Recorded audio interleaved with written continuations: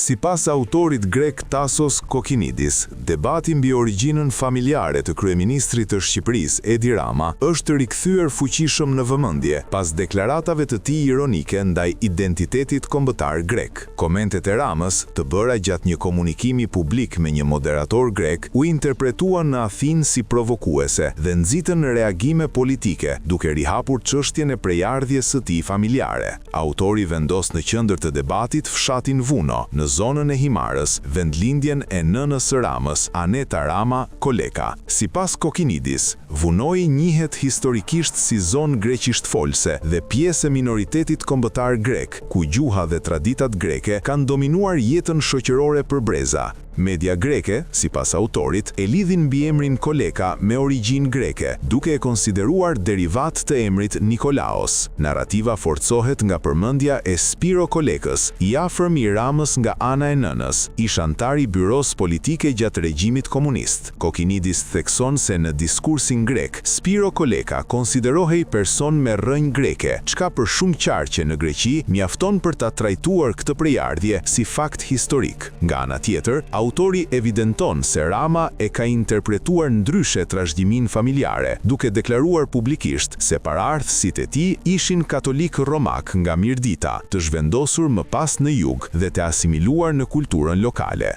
Në analizën e tij, Kokkinidis përfshin edhe pjesëmarrjen e Ramës në programin Kokalis në Harvard Kennedy School. Ai sqaron se ndonse disa media greke e kanë paraqitur këtë si bursë për grek, programi ishte i hapur për lider nga i gjithë Ballkani. Sipas deklarimeve të Petros Kokalis, Rama nuk ka përfituar bursë afatgjat, por ka marrë pjesë në seminare dhe aktivitete për kryetar bashkish dhe zyrtar rajonal.